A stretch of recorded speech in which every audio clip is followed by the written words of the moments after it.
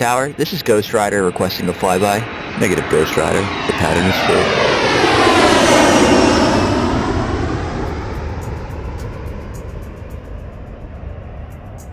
On March 3rd, 1969, the United States Navy established an elite school for the top 1% of its pilots. Its purpose was to teach the lost art of aerial combat and to ensure that the handful of men who graduated were the best fighter pilots in the world. They succeeded. Today, the Navy calls it Fighter Weapons School. The Flyers call it Top Gun. Talk to me, Goose. How are we feeling about today's mission? Oh, man, I am straight on the highway to the danger zone. Let's get into this one. I thought you were going to change the intro to be about podcasters. Like there's a school for the for white guys with a podcast. Yeah. To make us the best. And we did it on September 2nd, 2024. Today, the public calls it guys with too much time on their hands. We call it podcasting. We are the Rewatch Play Podcast. This is a new series of podcasts we are running. Our main series of episodes that releases every other Tuesday covers adaptations, and that will continue to happen. Nothing changing there. But now, once a month, we are bringing a bonus episode to you. These will likely come out the final week of the month and will alternate between, at least to start, sort of two running series. One is going to be an Action All-Stars series covering our favorite action movies. Just kind of a fun way to dish out some dumb awards about movies Nick and I like in a genre that kind of both make us feel like little kids again. The second series will be a horror themed series. I think it maybe Horror House is what we call it or something, where Nick forces me, a self-proclaimed weenie, to watch it, and I will review it and let all the other weenies out there know if this is palatable for them to watch. And we're starting with it. No, we are not. We're actually starting with Smile, which the second one is coming out in like a month. So I was like, this is perfect timing. Smile 2 drops at the end of October, near Halloween. Maybe we just do Smile 2 live then. We could do, I don't want to see Smile 2 before I see Smile 1, so I'm still game to see Smile. Both. Yeah. So then we'll talk about both at the same time. Well, let me watch the first one and let you know how I feel about going into the second one. Now you're watching the second one in theaters. Actually, yeah, if there's a group support, I feel a little bit better. Nick, we don't have to go into too much as the bonus episode. Where can people follow the show and the socials? Yeah, anywhere you get your podcasts. We are on Spotify, Apple, YouTube are probably the big three, but I think we're on some of the other platforms as well. I'll verify that and get back to you. But more importantly, follow us on Instagram at Read, Watch, Play Podcast. That's where we're going to ask questions about upcoming episodes. We want to hear from you, and we want to incorporate your comments into the show. So if you have anything, that is the best place to reach us. We also have a Gmail for negative reviews that Randy reads and doesn't share with me, because that would suck. And that is readwatchplaypod@gmail.com. You can write to him there. Love it. So Nick, our first movie of an action series, Top Gun. Why did we choose this movie? It's a staple. What do you mean? It might be on the Mount Rushmore of action movies from the 80s and 90s. Has to be, right? I can't think of four others I would put above it. And what's strange is, in so many ways, it doesn't feel, when you watch it, like it's that action-y of an action movie, but it's still an action movie. Like, there's not the traditional, there's not hand-to-hand combat. There's machine guns on the planes, but it's used very sparingly. There's a lot more to this movie than just the action. I think that's what makes it so good. It's because there's an actual plot and character development. It's not all about how many bullets are fired per minute. Yeah. Yeah, and I don't know why. I feel like our lives have been building towards this moment. For some reason, when I think of Top Gun, I think about our friendship, and I do not know why. And I love it. Maverick and Goose, baby. I feel like there was some point in either childhood that we both realized we love this movie. And it was just like one of those dumb things you bond over with your friends when we're young. And we're just like, this movie is so ridiculous. And it's about a time before we were alive. But I'm fully invested in this life. Have we ever watched this movie together though? I feel like we have to, like at some point I growing can't up. think of a specific. I don't have like a specific memory of us doing it, but it Yeah, feels like something we would have done. absolutely. But I yeah, I watched mean, this right after we watched Linkin Park and Jay-Z's music video too. probably.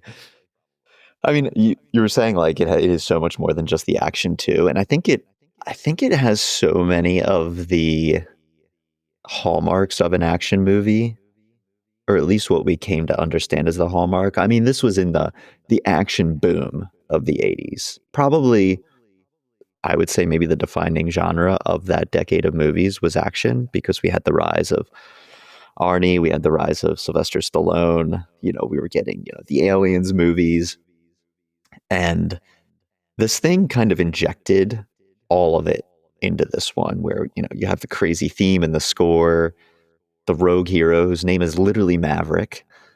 You have the love interest. It's so quotable. You get the police chief who chomps on a cigar and chews everyone out at various points throughout the movie.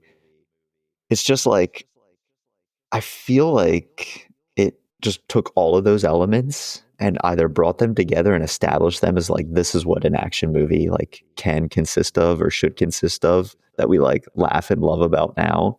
But it did it to such perfection back then that I think that's why people still really love this one. I must say, talk to me, Goose, 3 times a week. Yeah. I answer the phone that way all the time. Yeah. It's definitely in the echelon of the Jurassic Park, hold on to your butts level of quotable that I say in my daily life. Do you remember when you first saw this movie? No, but Me neither. it's again lifelong.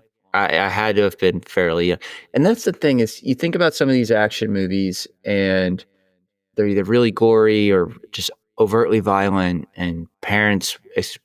I don't know what parents do these days, but back when we were kids, parents would kind of monitor which ones you were seeing.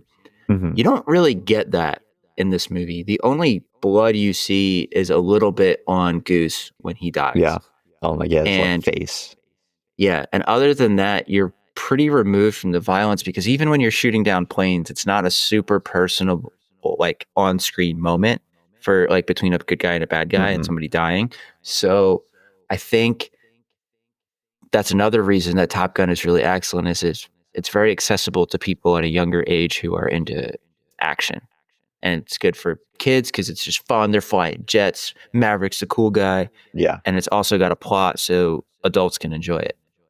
Dude, yeah, I completely agree. I don't know how you were, because in like very young state, but I was obsessed with action movies as a kid, and I feel like my dad stoked that because it was an alternative to him having to sit through like the Jungle Book for the 980th time. So it just added some variety to a movie that he wanted to watch. Yeah. And I don't know if I would say like I was a weird kid in that way, but like my favorite movies when I was like literally like 4 or 5 years old was like Crocodile Dundee, True Lies, and Police Story with Jackie Chan. Like just a weird 4-year-old. And so I think that this movie, like you said, this is something that my dad could put on and nothing's going to happen that is like too much for like a 5-year-old. Like there's even the romance is super there's mild. nothing risque. There's like not a lot of like, swearing or anything like that. It's like pretty palatable. And like people always talk about like a 4-quadrant movie where it like appeals to like men, women over the ages of 25 and under the ages of 25. And like this definitely is that. And I think that's why it like hits. And I think that's why we saw the sequel hit really hard, because it did that as well.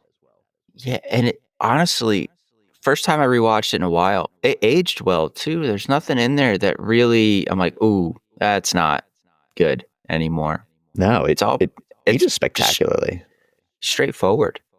And because they did so much of this filming like with actual fighter jets too, like it's not like you have like wonky CGI of planes or anything like that, and that causes them to do like weird cuts where like you said, you don't see the plane, it's like blowing up, and you see some blow up, but you don't see like what you would see today in a movie if fighter jets were fighting. I mean, even look at the second one. The scene in my mind in particular is after Maverick goes down, he's about to get lit up by this attack helicopter, and it just bursts into a fireball. Yeah. None of that in the first movie. None. So yeah, that's a good point. I rewatched this yesterday, which is probably the first time I watched it since right before going to see like Maverick. And you're right, like it does really hold up in more ways than just like the cinematography and stuff like that. Like it just like it feels pretty modern in some ways. I mean, there's some obvious like 80s like cheese stuff that was like, you know, papered on hard there, but yeah, it still works. You know, it's almost, it feels, I don't know, it gives you the warm fuzzies in a way if you appreciate those type of movies. Absolutely. So I think let's run through some details on the movie, and then we're going to dish out some absolutely ridiculous awards that are probably going to evolve over time. Obviously, this movie stars Tommy C. Huge. I mean, he's on fire then. Just absolutely on fire at this point in his career. And crazy, for nearly 40 years later, like still is. I mean, he just carried the torch for the Olympics. Scientology will do that for you. He's aging really well. I don't know what skincare products they have in that church, but something's going well for him. Something is going very well for him. But like he is getting to the stage where he's looking a little more grandfatherly than he had 5 years ago. Like when I saw him doing the stunts for the Olympic Games, you can start to see that like, yeah, Tom is like, he's in his 60s now. Like you can see it a little bit. But he does, skincare routine is great. Whatever's going on. Kelly McGillis in this one. Val Kilmer. Love Val. Val Kilmer's a stud. We're going to talk about Val. Anthony Edwards the way he chews that gum was so badass. Like, sounds ridiculous, but like, that's how I want to chew gum, you know? Yeah. This is an elite gum chewing movie, honestly. Like every scene where they're in school, the gum chewing is just off the charts. Even that, it's like, we're talking about gum chewing. We're not talking about like cigarettes or anything. Like there's a cigar in one dude's mouth the entire movie, and that's it. Yeah. Which is very different for the 80s. In 80s action. Even if you watch any 90s movie now, people are puffing like chimneys. But I guess maybe you can't smoke cigarettes on, a Navy base. I'm not really sure. Actually, that sounds totally wrong. Yeah. Actually, there's probably a higher per capita smoking on a Navy base in the 80s than any other place in the world. That was the stupidest thing I've ever said on a microphone. And we're definitely keeping that in. Directed by Tony Scott. Tony Scott, he's a pretty big action director. He's very known in that world. He did Hit me with a couple other titles. Beverly Hills Cop 2, Man on Fire with Denzel, True Romance, which was a Tarantino written movie that he gave to Tony Scott to direct. Enemy of the State, he also did those movies. He knows his lane of movies and he pumps them out in the action genre. I actually prefer Beverly Hills Cop 2 to the second one, or to the original, I think. I really like that movie. And there's another overlap here between those. Score, Harold Faltermeyer. I mean, this score. And then also the Beverly Hills Cop score. I mean, there are two of kind of, cliche is the wrong word, but when you think of sort of 80s action movies, those two scores where he's like also using the theme song, like a Danger Zone or like The Heat Is On in Beverly Hills Cop, and he's just returning to it throughout the movie. It's playing in like different ways 90 times. You forgot the Take My Breath Away. Oh, I'm saving that for the climax of this episode in more ways than one. I see what you did there, and I like that. I appreciate that about you. Simpson and Bruckheimer back again. These two guys just, I was going to look up their discography of movies that they have produced together, but I feel like we would run over time. Yeah. Here, if we listed them out. Box office, $353 million on a budget of $15 million in 1986. This movie went bananas. Absolutely bananas. Wow. And that's just box office. That's not all the DVDs or It's I guess just box VHS. office. Yeah. In a, I mean, if I think about the concept of like a year I would have loved to have been alive in during movies, this was number one at the box office, beating out Crocodile Dundee, Platoon, Aliens, Ferris Bueller's Day Off, The Color of Money, Stand By Me. Like, just an What a year. insane year at the What a movies. year. Like, absolutely insane. But yeah, I mean, this movie did huge numbers. And then we saw the sequel come back and do it again. Weirdly, not like the highest critically thought of. Like, I think there's a lot of appreciation for it.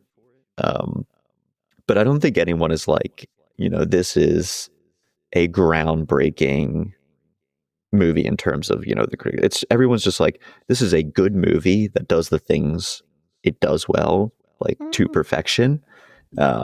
So everything I see is like 6.9, on the IMDb, things like that. I'll argue that it may or maybe should have been considered for some sort of like visual award, because I can't think of a movie that predates this that filmed fighter jets or even airplanes in the same way that they did. Yeah. And I think that's a really cool kind of groundbreaking thing for the genre.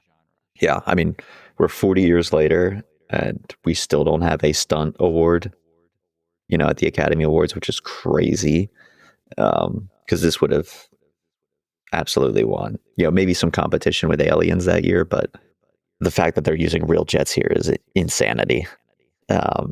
Did win an award though at the Academy Awards that year, one for Best Original Song. So it picked up one. It had a few other nominations.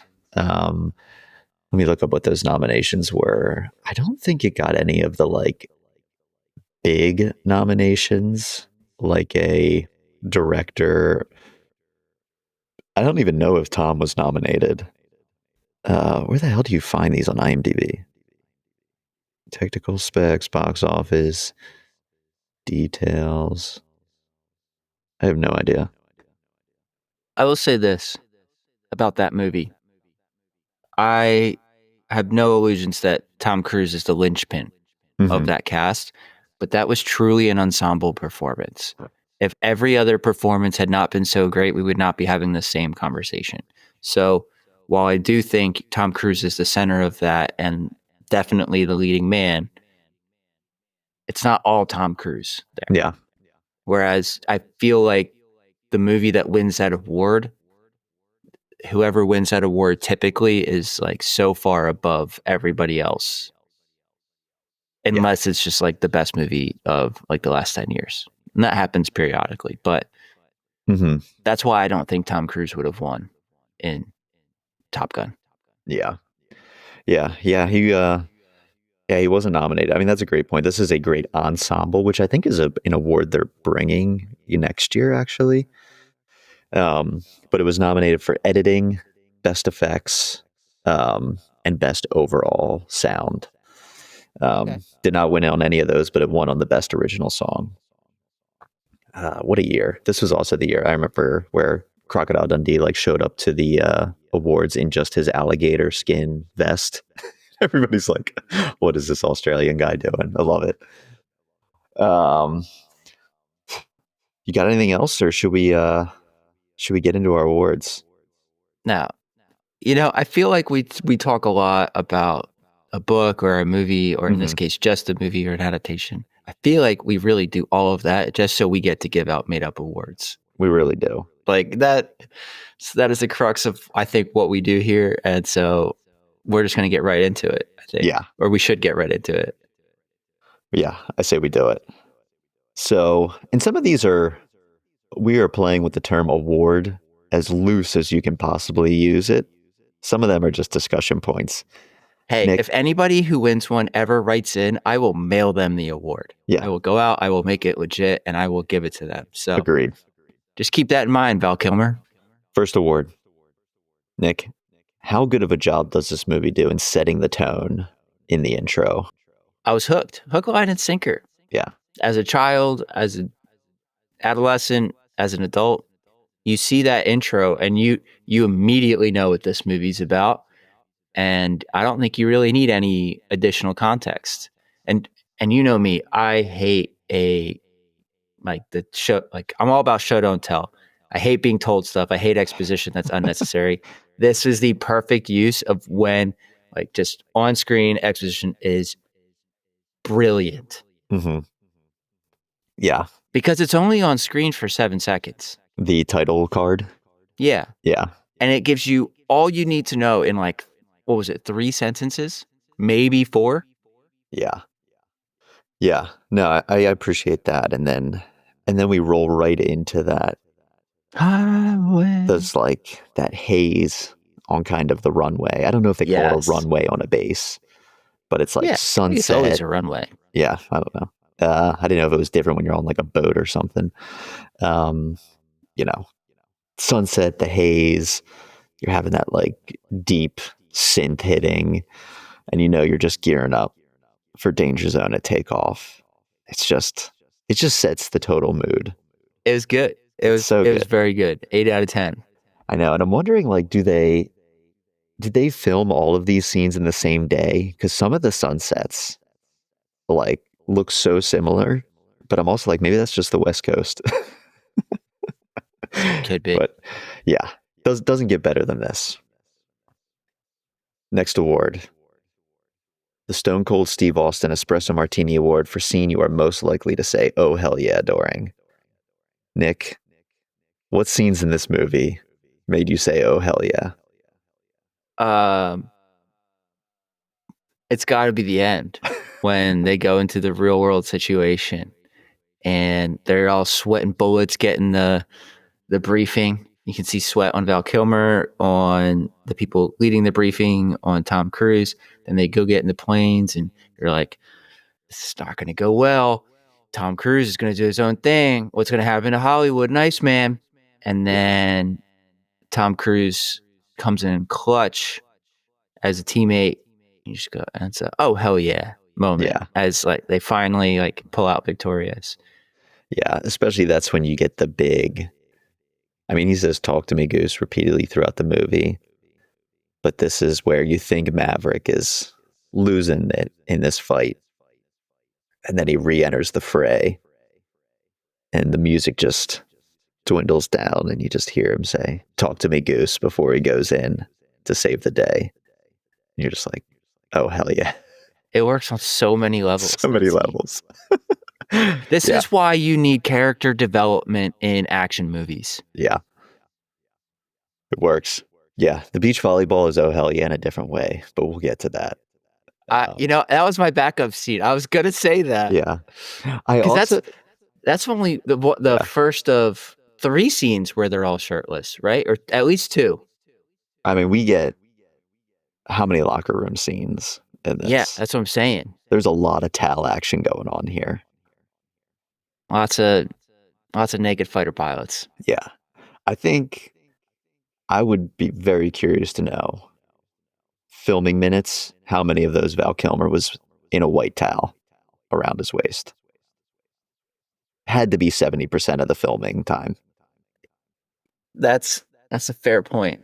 Yeah. And also, I'm wondering if this is just life pre-air conditioning, but everybody just had so much sweat caked on their face all the time, especially coming out of the shower. I'm like, do you not dry your face off? Like, what are we doing here? Like, everyone is always sweaty. Sweaty, wet, whatever. Yeah. It worked. I also felt like, in a different way, You've Got This Loving Feeling bar sing-along is an oh hell yeah in kind of a different way too. Like, that's a scene where you're just like, man, would love to be with my buddies doing this sing-along in a bar. Though I gotta know, have you ever just commandeered a microphone and started busted out singing in a bar? Has this ever happened for you? Have you ever seen this happen? I'm doing it now. No, I'm just kidding. It's not like this was karaoke night. Yeah, no. Does that really seem like something I would do? You never know. Also didn't realize that was a Hall & Oates cover, that was a song by someone else when I was doing research. Oh, I didn't know that. Yeah, Okay. I That's always thought fun it to was, know. It's a little fun fact. yeah, I always thought it was just a Hall & Oates song. The Arnold Schwarzenegger let off some steam Bennett Award for the best cheesy one-liner. Great balls of fire. You said that like 5 times. 5 times. I was like, he was just teeing up that he wanted to sing this song. And he finally got his chance. And it was magnificent. Yeah. In my head canon, this was always sung at like a crazy bar. Everyone's around drinking. And when I rewatched it this time, I always forget that this is happening. It looks like they're eating breakfast at 10 a.m. on a Sunday. It's brunch. Yeah. And Goose just decides, when we sang You Got That Loving Feeling, we should do that again, but right now at breakfast. I'm going to get on the piano. Let's just sing. Like, these other patrons have to be so annoyed. I will tell you, and we talk about character development, but I think Goose is very underrated in the fact that the chemistry between him and his on-screen wife and the way he portrayed being a father in those few moments on screen when he got to be around his son added. If you don't have that, I don't think it's nearly as impactful when he dies, because it's, to be honest, it's not even the Goose Maverick thing that got me. It was thinking about, oh my God, he looked like he was in love and he wanted to be a dad, and that's all he wanted. And that's what was taken from him. And that's what really got me. Yeah. And it works. I don't think Goose I know we've already said his name, but I'm blanking on it right now. The actor that plays Anthony Goose. Edwards, yeah. Thank you, Anthony Edwards. I don't think Anthony Edwards gets enough credit for that. Yeah. It's not talked about. It's overshadowed, and I don't think it should be. Yeah. The definition of a glue guy. Like, everyone likes Goose. Val Kilmer comes up to Pete, in the locker room, of course, in his towel after a shower, does the classic, puts his leg up on the locker room bench. It's like, whoa, Val, let's take it easy here. But he gives the line. He's just like, hey, Mav, I'm sorry. Sorry what happened to Goose. We all liked him. We're trying to talk about Arnold Schwarzenegger one-lines, and we're still talking about Goose. I have two. No, we had to talk about Goose after we said great balls of fire. Yeah. I'm just kidding. I have two options as well to add to that great balls of fire. I feel the need for speed. I mean, the movie tagline. The other one, somewhat underrated. Maybe not underrated, but it's because it's a big scene in the movie. But Tom's, it's classified. I could tell you, but then I'd have to kill you. I'm wondering, did he invent the it's classified? Ooh. We need to look that up, and we need to let the people know. Yeah. The other one is, that's sorry. negative Ghost Rider. Yeah. Yeah. There's so many phrases that people say all the time. And this is actually I'll inject this in here now. I had asked for a few comments from this, and Brian wrote in, who actually went to Air Force training school. And he wrote in and said, as someone going through an Air Force technician training school, this was on rotation all day in the break room. He said, it's solely the movie for me, and I can never rewatch it. On top of that, some of the things good old Tommy did in the F-14 Tomcat would never fly under any military fighting school or military flying, anything for that matter. They don't care if you're the bestest flying handler guy they've ever seen, you'd be out. But he said, story-wise, does have its merits. Loss of Goose, the raised interest in shirtless volleyball games, and Tom Cruise near the start of his career trying to convince people he's 6'2", not 5'7", is something for film history. Overall, 7 out of 10. So we have firsthand experience in saying that, I don't know, that like this movie just took over kind of even that world of kind of Air Force school or Navy school of just these lines where Ghost, like you say it all the time. It's such a quotable movie. Do you have a line you want to give it to, or any other options?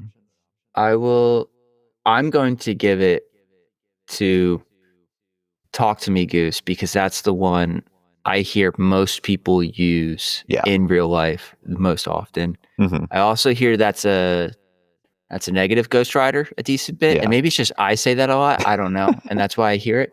But I think I'm going to go with the Talk to Me Goose because I know I'm not the only person that uses that one. Yeah. I'll probably go, I feel the need for speed. It's cliche to pick that one. But I think that's probably a better one. Synced with the big high five, I think that takes it over the top for me. Because this is a very good high five movie. There's a lot of great ones. Yeah, and if we're talking best one-liner, not most quotable line, that's probably the right pick. Yeah. I'll change it. Let's give it to that one. Yeah. I mean, we can also, dish it out to different, we don't have to be aligned, but it's fair. They both work. I think in the future, this is going to be the memorial award for Goose, for who gets the Goose Award for the best side character in a movie. But he's our only option here. You can't have anyone other than Goose. Do you want to talk about Goose's death here and how that worked? Mm-mm. Yeah, I kind of don't want to talk about it either. I don't want to talk about it. Go watch the movie. It's heartbreaking. Goose wins best sidekick if you haven't figured that one out yet. Next question. I think it's kind of like at this point it's so ingrained in the culture that Goose dies like a Darth Vader's Luke's father that it's hard to imagine seeing this for the first time not knowing that. But I have to imagine that this is shocking if you're going to the movie theater in 1986, where it doesn't feel like there's a lot of stakes in the movie at this point. They're not in kind of a active war period in this movie that they're at least portraying. Yeah.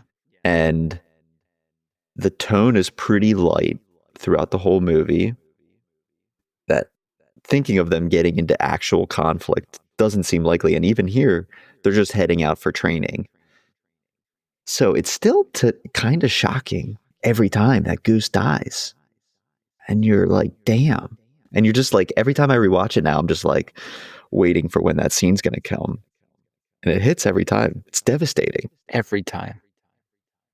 And they tee it up so well throughout the whole movie, talking about Maverick, he doesn't have, relationship. He does, his dad, I think both of his parents are passed away. His dad died, and I think in an accident. And he tells Goose that he's the only family he has when Goose is getting kind of cold feet on being a pilot after Maverick does that Ruski maneuver. And he's like, I got a family. And, Tom is like, I can't lose you. He's like, you're the only family I got. He's like, I'll get it in check. Yeah. Tough stuff. Well, no, his dad died in a dogfight. Remember? Mm. Viper tells him. Not an accident. Yeah, it was a dogfight. We're going to need a good name for this award, but there's a common theme of clothes removal in action movies. I mean, it's a given what the best use of clothes removal is in Beach this volleyball. one. Beach volleyball. Yeah. It's best shirtless dude scene. Beach volleyball. Of all time. I don't know if I'd say of all time. I'll get back to you on that. Let me think about that for a little bit, but it's definitely the best one of the movie. Yeah. Do you ever realize what the name of the song by Kenny Loggins playing during the scene is? No. It's called Playing with the Boys. And let me tell you, go listen to this Playing song. With the Boys. My favorite part about this, because this movie's at the status with me where like you've seen it so many times that you start to have favorite side characters who are side characters to the side characters. So like I'm watching different things in the scene.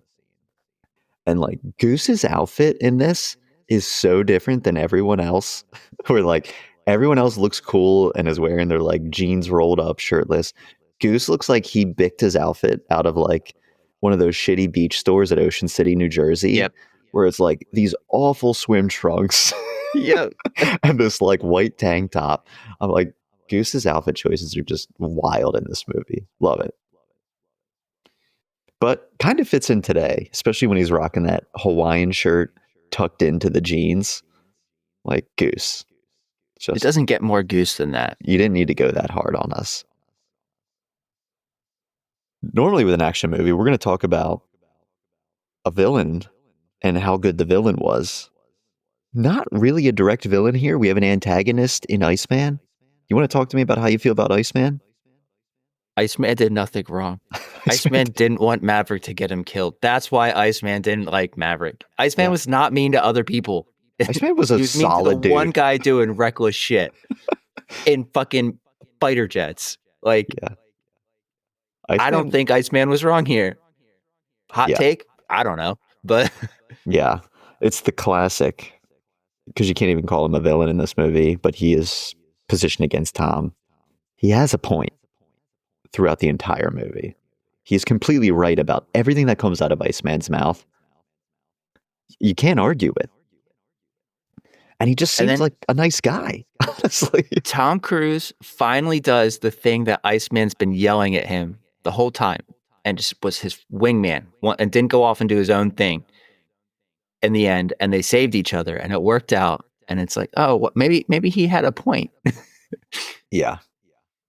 I think he did have a point. Val Kilmer is, I love Val Kilmer, and he is so good in this movie. He plays it to perfection, where everything he's saying is right, but he gives that aura of dickishness that it just works for him to be the antagonist, where he seems a little, that just hint of stuck-upness. And you want to root for Tom, when they're in that first scene, like we talked about, they're both chomping on the gum, arguing about who's the best fighter pilot in the school. He's so good in this movie, and it totally pays off in the sequel, their relationship. I mean, they teed this up perfectly 40 years later. Yeah. Love Iceman.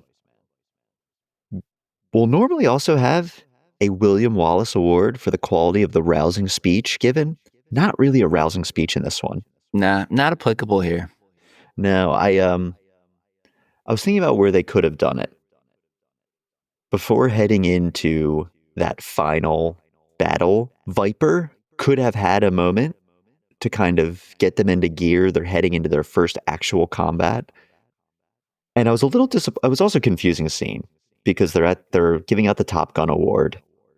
Iceman wins it, best pilot in the school. And before they're about to all get drunk at this party, Viper comes in and he goes, "Hey guys, crisis situation. We're going to have to fly out against the MiGs, and, lets them just carry on getting drunk for the night when there's a crisis unfolding." And 24 hours later, they have to be in the air. I'm like, what type of ship is Viper running here? Like, you think you just pull them back immediately and be like, "Hey guys, sorry, party's over. We got to go get prepped for this." But kind of a cool guy, just lets them carry on. Eventually, I mean, if you're going to trust them with the $17 million fighter jet, you got to trust them to not get hammered when they know they're about to go to war. I don't know how else to say that. Yeah, I don't know if I trust Maverick to hold back. Well, to be fair, it's not like we see Maverick getting hammered the whole movie. No. Like, even when he's at the bar, when he's feeling sad, he's drinking an ice water. Yeah, that's true.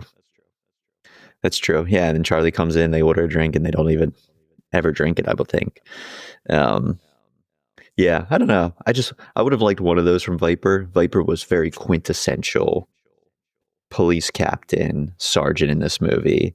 He's got the high and tight, amazing mustache. I didn't need an extended speech, but maybe just 2 sentences sending them out on their way, I would have appreciated. I was thinking, do we have an award? I was trying to think of a name for kind of the best shot award, meaning the best cinematography shot. I'm like, who's like known as a marksman in action movies, like the John Wick best cinematography shot of the movie award or something.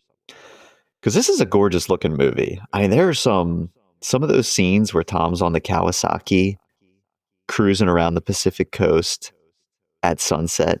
It looks great. It looks really great. It is a good looking movie. I do think it's probably the fighter jets for me. Like I said, we said that earlier. I mean, that was groundbreaking, the way they used airplanes in this movie. And I think to give that award to anything else would be silly. Yeah. I have a question about a fighter jet scene.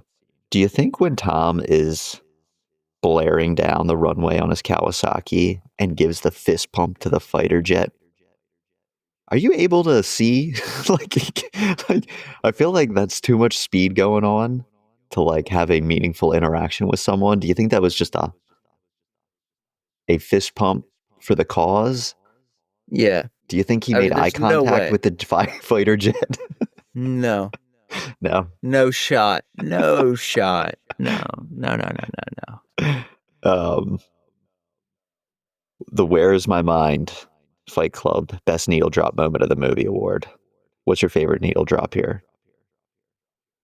Danger Zone. I gotta Every say, time Danger Zone plays, I'm pumped. Take My Breath Away.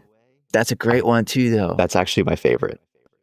People love Danger Zone, and I love Danger Zone. But that first time that note hits on Take My Breath Away, when he's cruising there on the bike, and by the way, pulls psychopathic behavior, shows up to a first date and asks, "Can I use your shower?" When he arrives at her house. Who does this? Like, I'm late one. I was playing with the boys. Can I use your shower? Crazy behavior. That's a red flag. Yeah.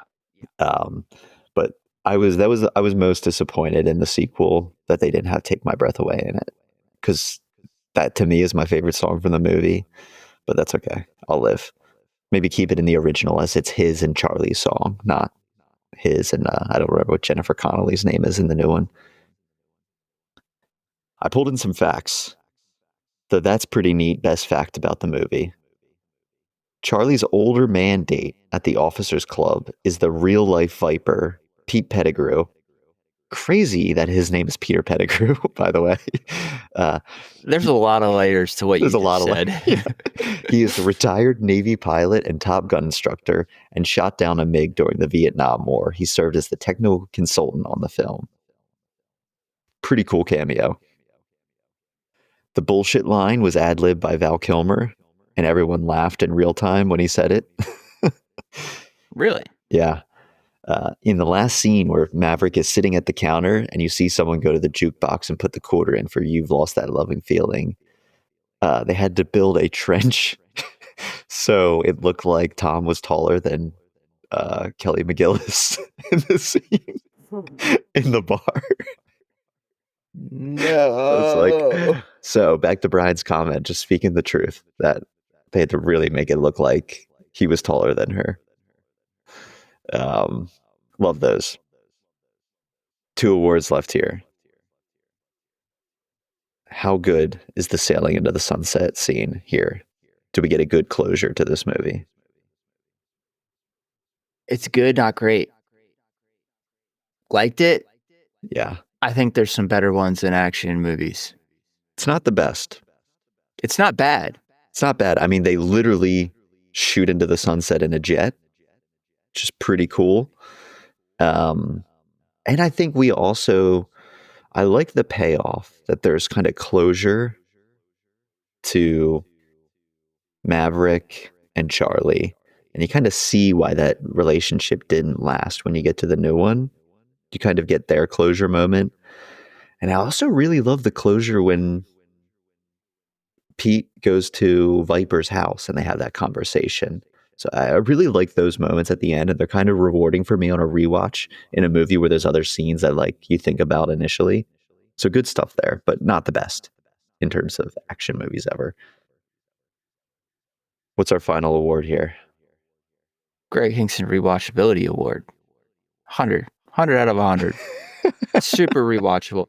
Although I will say this, I don't think I ever had a period where we had to watch Top Gun for a month straight, but it certainly would have been one had it come out. Yeah. During my childhood. Do you think that's because your dad went so hard on this in the 80s? Yes. That he burned himself out by the time little Nick was around? I would argue that he probably went through 2 VHSs worth of Top Gun. Yeah, what were his Blockbuster late fees on this one? Oh, dude, we could have bought a second house. Like, Yeah. Be kind, rewind. You don't need to rewind when you don't give it back. That's true. Just run it back. Yeah, this is the type of movie for me where like in terms of all, I think the sum is bigger than the parts when it comes to this movie. And Yeah. what I love about it is, and I feel that this is not only a time capsule to 80s movies and the 80s time period, but it's a time capsule to a style of movie. And it takes itself so seriously. And I think many modern action movies do these subtle nods to give this aura of self-awareness. They like kind of nod at the audience that like, we know you're there and watching, to kind of downplay the violence. And I think it was something like a Deadpool or Bullet Train, the one with Brad Pitt. Yep. Or even our beloved Argyle, where they make reference that they know the audience is there. And Yeah. I think sometimes that can work and it can be funny and knowing, but sometimes it cheapens the experience, for me at least. Not all the time, because sometimes I like that.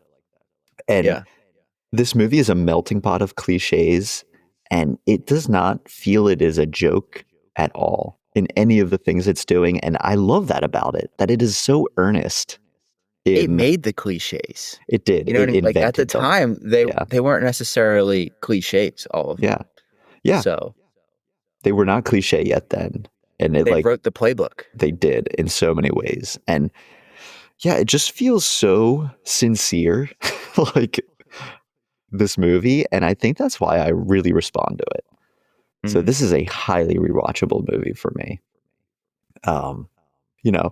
A very above average objective movie, but rewatchability off the charts. We'll always put this on if I'm flipping through the channels. Yeah. I don't know how to turn it off, honestly. I didn't know people still flip through channels. So there we go. Yeah. I think the only time I do that is like when I'm staying in like a hotel for like work, like trip or something, and I'm just scrolling through the guide. Anything else you got to say about this movie? No, it was a lot of fun. I'm glad we did this. Yeah, I had a great time. I love this movie. We hope you enjoy the series. Nick, you are still dangerous, but you can be my wingman anytime. Lana. Lana. Lana. Lana! What? Danger zone.